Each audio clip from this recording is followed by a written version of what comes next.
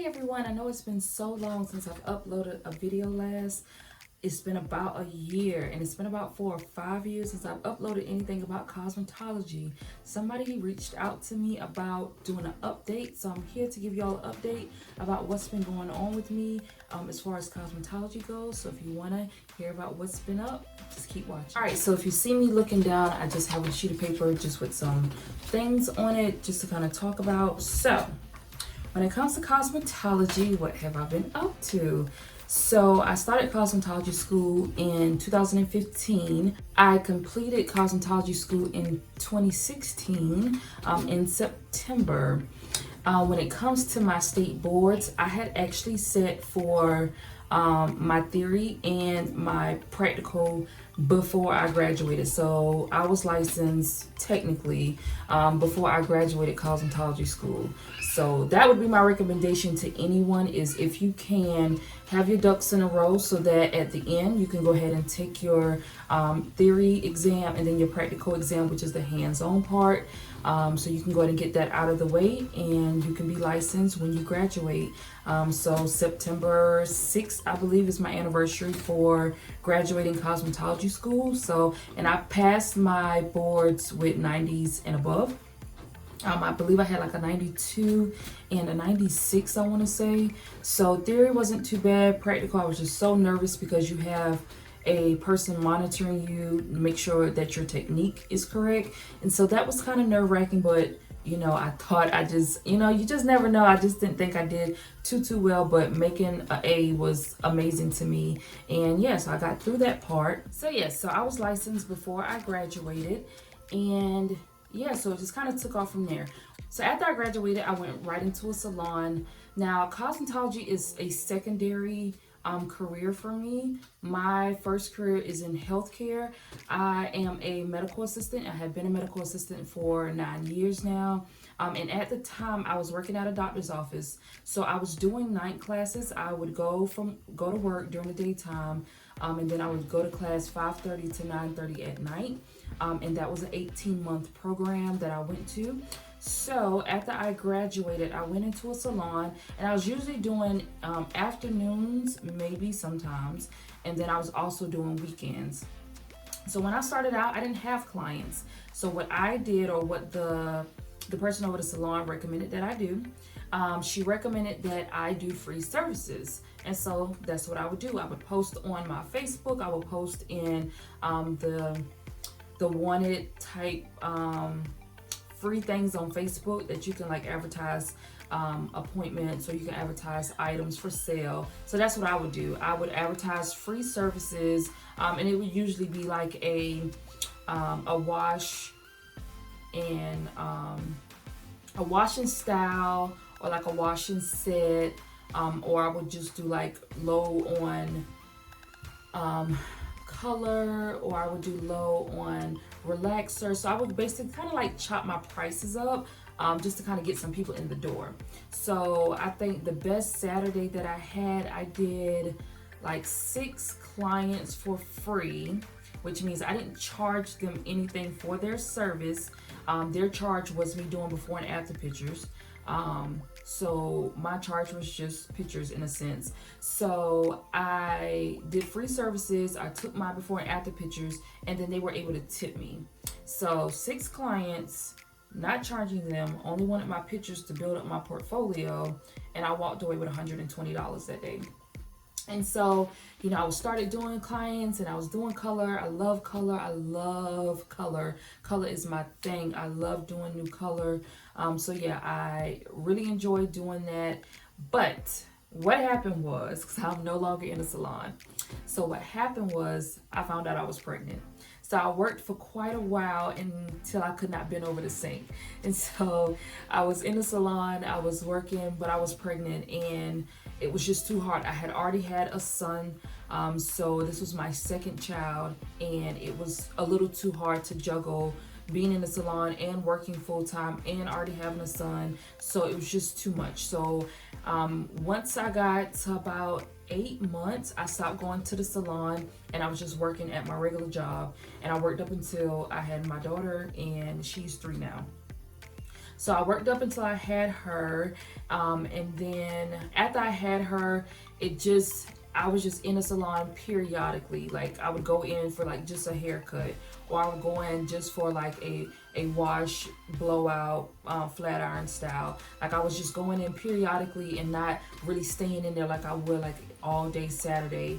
Because once again, for me, family comes first. So I had to stop real quick, but where was I? So yeah, I was going periodically to the salon when I could go, and I would do, haircuts. I would do some color. I would do, like I said, some blowouts and things of that nature. And then once again, my primary job came first, so I found myself getting busy with work, and I just could not dedicate the time that I needed to go to the salon, so I stopped going.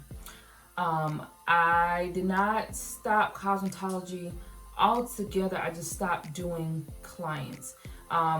What I mean is, so I would do things at home just to kind of keep my skills. So I would color hair, or I would make a wig, or I would just do little things to kind of keep my skill. I would cut up a wig in a bob style, just different things I would do to just try to keep my skills up, just so I wouldn't lose them, because I promise you, when you don't use your skills, it'll just take a little while for you to get back in the swing of actually using your skills. So I tried my best to not let my skills die. Now on the side, I was also doing makeup. Now makeup is one of my first loves before hair. I actually kind of based my cosmetology life on makeup, even though you don't get a whole lot of experience with makeup when you go to cosmetology school. We had like a week at most, and outside of that, we didn't do a whole lot of makeup. So if you're going to cosmetology school for makeup, that is not the place for you to go.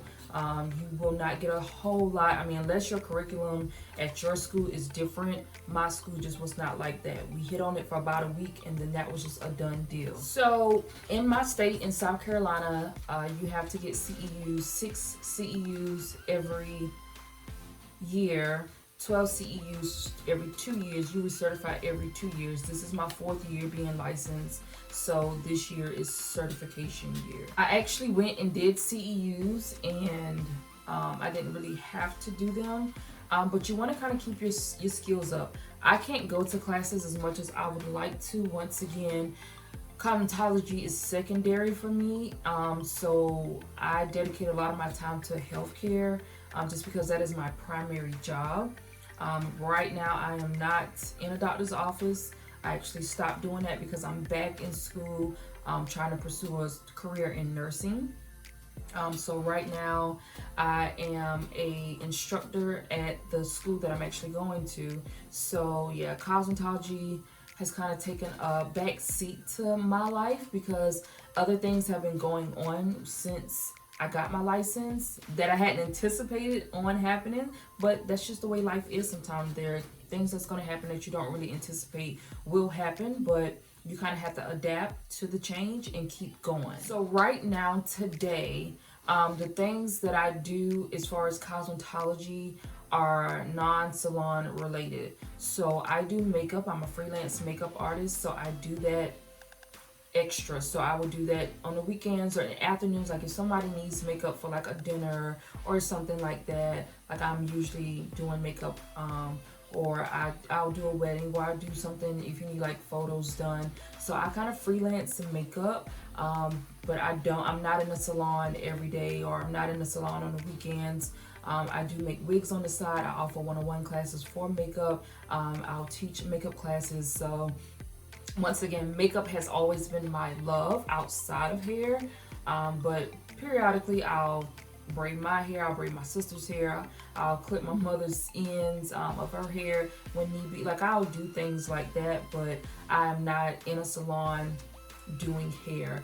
What I like to be, yes, I would love to incorporate that back into my life, but my time has been consumed. So I feel like I'll get back to that point at some point. I'll get back to that, being in the salon all the time, but not necessarily all the time, but enough to say that, wow, like I'm really doing hair. So right now, that's just not what I'm doing. I try to incorporate cosmetology when I can into the things that I'm doing on a daily basis.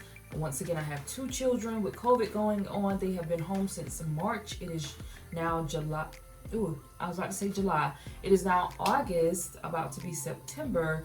So my children have been home with me, and just back and forth. I'm not letting them go back. So yeah, like I said, I'll make wigs, because that's things that I can do at home that I don't necessarily have to be in a salon to do. So yeah. So when it comes to your cosmetology kit, you need to check your school that you're going to. So for me, which I think I mentioned in my last cosmetology video about my kit came with my tuition. So you get an entire kit with your tuition. It came with everything that I basically would need.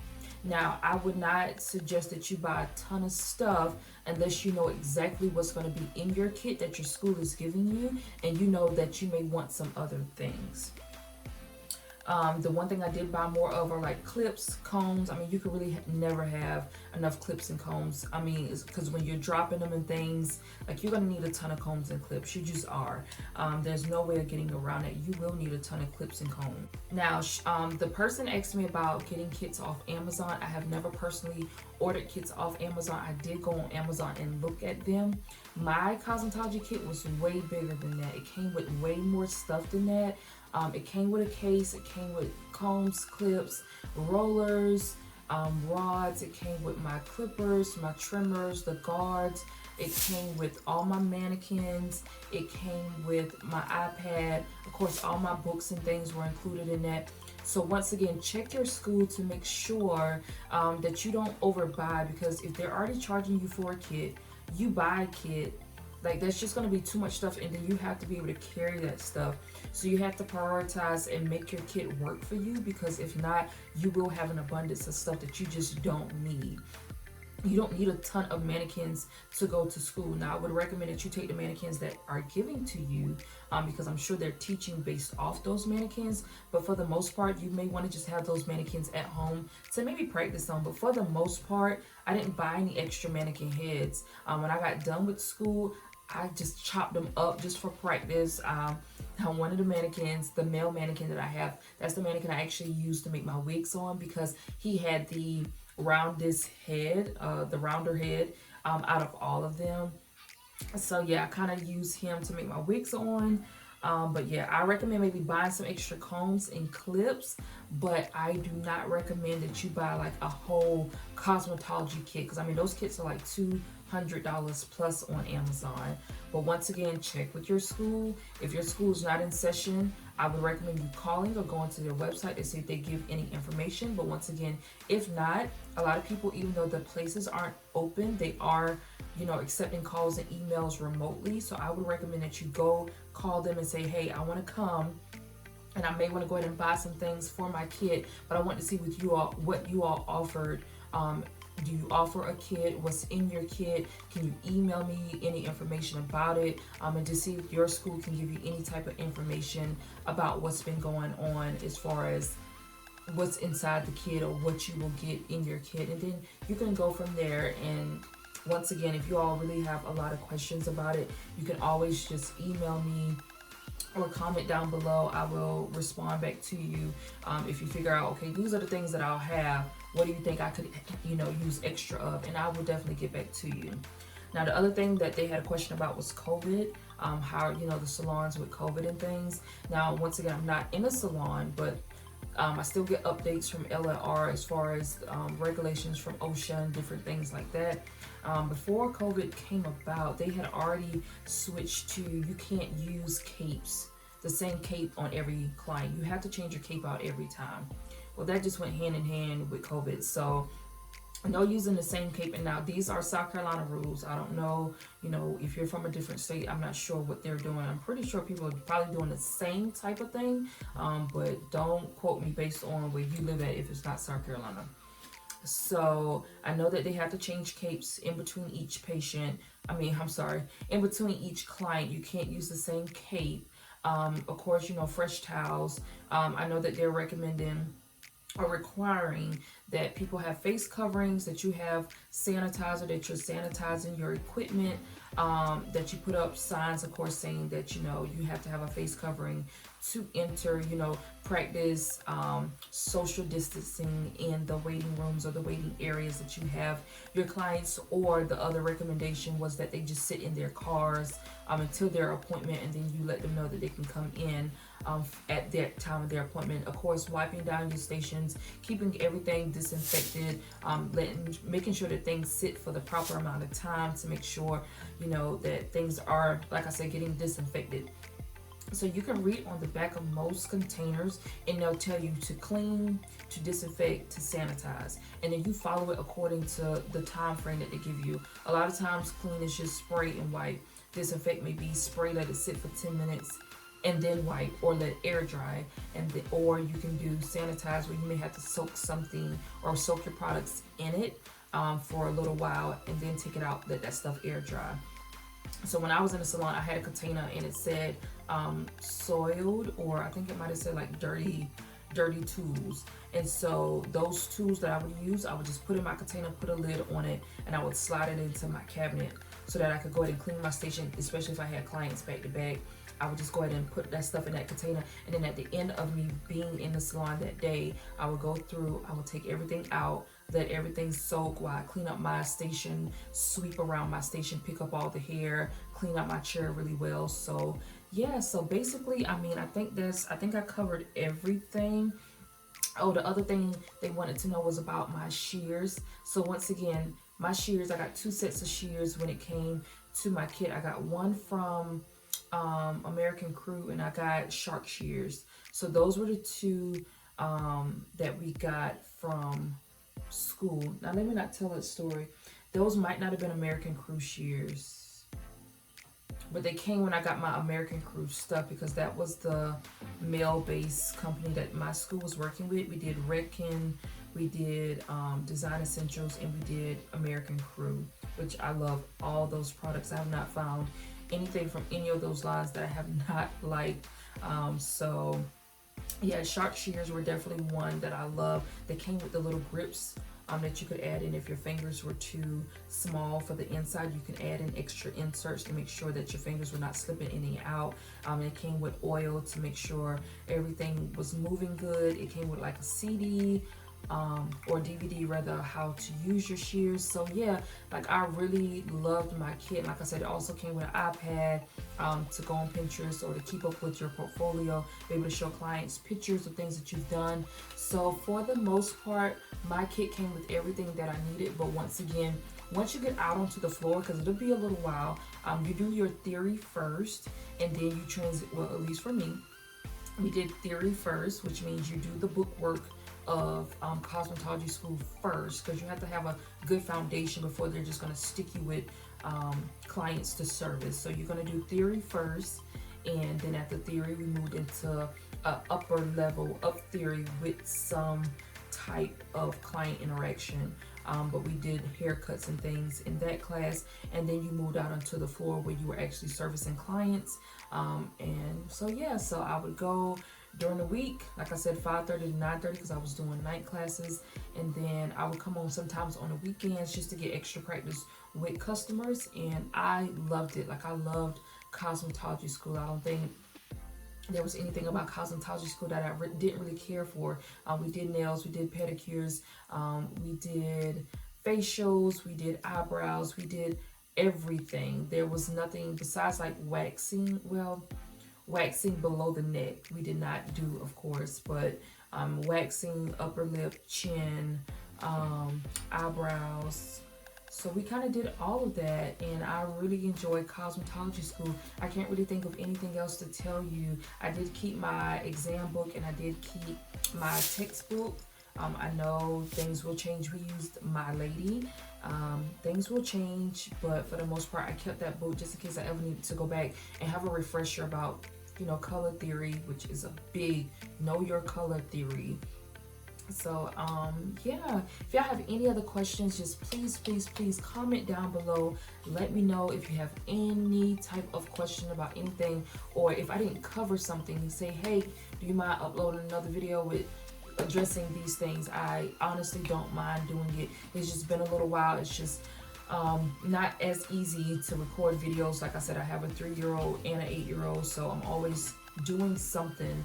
Hopefully y'all didn't hear them in the back because I'm trying to be as secluded as possible, but I've been having to go in and out throughout this video. So yeah, cosmetology, I love cosmetology. It is a great career, especially when you can dedicate a good amount of time to investing in doing cosmetology. But once again, cosmetology was a secondary career for me. It was not primary. Healthcare is primary for me. Once again, I'm a medical assistant. I'm a certified phlebotomist. I'm an instructor. So that's my primary life. And then I enjoy makeup and hair and things on the side when I can. Like I said, I try to book makeup appointments and things like that. And once again, I'm freelance, so I don't have a place for people to come. So usually I'm going to them, like I said, whether it be at the location or whether it's at their house for the most part, you know. So I've been getting more consistent with doing makeup, and what I will try to do is do a video on my makeup kit, because I do have a train case with my makeup, and I have a smaller case that my family got me for my birthday in June. Before then I had like a smaller train case that I was using, but I have since upgraded. And so yeah, so I'm definitely going to do a video on my makeup kit, what I have in it right now, the things that I use, because I'm still building my makeup kit even now, because you know, you're going to service different skin tones and different undertones, and I just want to be prepared. So yeah, I'm still building my kit, and that's going to just be a process. You're not going to have every single thing that you need, because you just never know the type of client that you will have. So yeah, thank you all so much for watching. Thank you all for being loyal to me, the subscribers that I do have. Thank y'all so much for staying with me all these years. So yeah, I'll see y'all in the next video.